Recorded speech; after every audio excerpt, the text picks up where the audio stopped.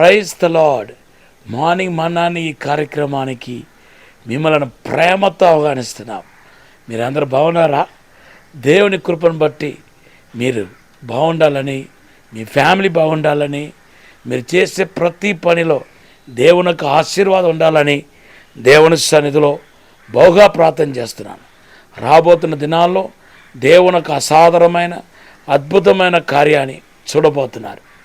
మీ జీవితంలో ఏదైతే అలా నానిస్తుందో ఆ కార్యం ఇప్పుడు ఒక తొలుకు రాబోతున్నాయి. అది ఏదైనా కానివ్వండి, ఆత్మ సంబంధమైన కానివ్వండి, భూ సంబంధమైన కానివ్వండి, మిమ్మల్ని అలా ఏడిపిస్తూ, మిమ్మల్ని బాధ పెడుతూ, నానిస్తూ, ఇలాగ ప్రొలాంగ్ అవుతూ రేపు రేపు రేపు రేపు అని ప్రొలాంగ్ అవుతున్న ఏ కార్యమైనా ఈరోజు సాయంత్రం లోపల ఒక తొలుకు రాబోతున్నాయి. అసాధారణమైన అద్భుతమైన కార్యాన్ని దేవుడు జరిగించబోతున్నాడు.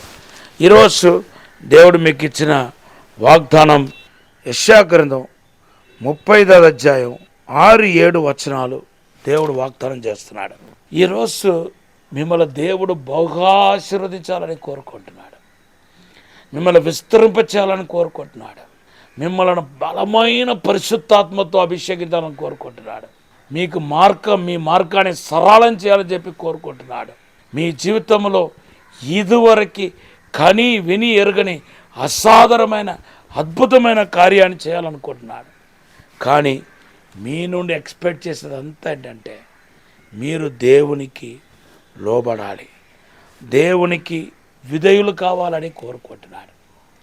దేవునికి భయపడటమైనా దేవునికి లోబడటమైనా ఒకే అర్థం. దేవునికి భయపడటమే దేవునికి లోబడటం, దేవునికి లోబడటమే దేవునికి భయపడటం. కనుక మీరు భయపడుతున్న దేవుని యందు భయభక్తులు గల వారికి వచ్చే ఆశీర్వాదాలు బైబిల్లో కోకొలిదిగా ఉంది.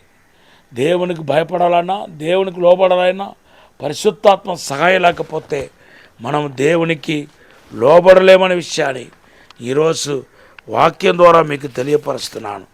చూడండి, యెహెజ్కేలు గ్రంథం 36వ అధ్యాయం 27వ వచనంలో, నా ఆత్మను మీ అందు ఉంచి నా కట్టడలను అనుసరించేవారు గాను, నా మాటలను కైకొట్టిన వారు గాను మిమ్మల్ని చేసేదను అంటున్నాడు.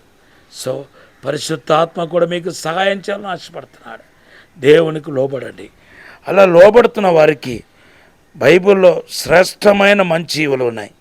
అవి మీకు జస్ట్ జ్ఞాపకం చేసి మీ అందరి కొరకు ప్రార్థన చేయబోతున్నాను. ద్వితీయోపదేశ కాండం 28వ అధ్యాయం 1-2 వచనాలు చదివితే, భూజనులు అందరిలో మనము దీవించబడతామని పరిశుద్ధ గ్రంథంలో రాయబడి ఉంది.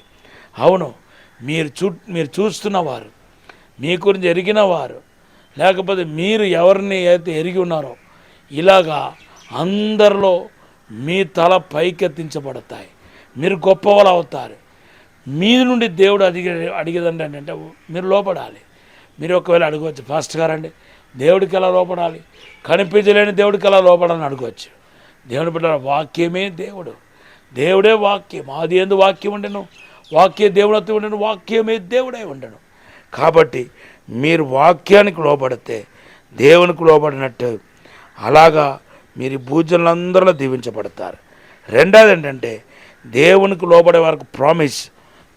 యెషయా గ్రంథం 1వ అధ్యాయం 19వ వచనంలో అంటున్నాడు, నువ్వు కనుక దేవునికి సంపూర్ణంగా లోబడితే దేశంలో ఉన్న మంచి ఈవులను నువ్వు భుజించదవు అని రాయబడి ఉంది. మంచి ఈవులు, శ్రేష్టమైన వాటిని నువ్వు తినేదవు అని రాయబడి ఉంది. శ్రేష్టమైన వాటిని దేవుడు మీకు దయచేస్తాడు. మూడవదిగా, మరి దేవునికి లోబడితే కనుక ధన్యులైపోతారు. లూకా సువార్త 11వ అధ్యాయం 28వ వచనంలో, ఈ భూమిలో ఏ ఒక్కరికి లేని ధన్యత మీకు కలుగుతాయి. నాలుగవదిగా, దేవుని కనుక మీరు లోబడితే కనుక దేవుని బిడ్డలారా, మరి దేవుని ప్రేమించిన వారు అవుతారు. దేవుని ప్రేమించేవారే కదా ఆస్తికర్తలు అవుతారు. యోహాను సువార్త 14:15లో ప్రభు అన్నాడు, మీరు కనుక నా ఆజ్ఞకు లోబడితే మీరు నన్ను ప్రేమించిన వారు అవుతారు అంటున్నాడు. దేవుని ప్రేమించే వారిని ఆస్తికర్తలుగా దేవుడు చేస్తానంటున్నాడు. ఐదవదిగా, యాకోబు పత్రిక 1:22లో రాయబడి ఉంది, మీరు కనుక దేవునికి లోబడకపోతే మిమ్మల్ని మీరు మోసగించుకొని శోధనలో పడిపోయిన వారు అవుతారు. కనుక ప్రభుకు లోబడండి. ఆయన మాటకు లోబడండి, ఆయన గద్దింపుకు లోబడండి. మిమ్మల్ని దేవుడు గద్దిస్తూ ఉన్నాడు, వాక్యం ద్వారా గద్దిస్తున్నాడు. మీరు లోబడటానికి నేర్చుకుంటే ఈ భూమిలో ఉన్న సర్వ సంపదలు మీద అయిపోతాయి. దేవుడి మాటలు దీవించిన కాక ఒక చిన్న ప్రార్థన చేస్తారు. పరిశుద్ధము నమ్మకమైన పరలోక తండ్రి, నీకు వందనాలు, స్తోత్రాలు ప్రభా. మమ్మల్ని క్షమించి మన్నించి పరిశుద్ధపరిచి నీకు లోబడేవారుగా చేయండి ప్రభా. అయ్యా, నీతిమంతులుగా నిజాయితీ పరులుగా మమ్మల్ని చేయండి ప్రభా.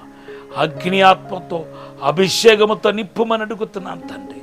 మీరే దీవించి బలపరచమని యేసునామములో అడిగి వేడుకుంటున్నాము తండ్రి, ఆమేన్. ప్రభు ఈ మాటలు దీవించిన గాక. జకర్యా 9:12 ఈ వాగ్దానం. God bless.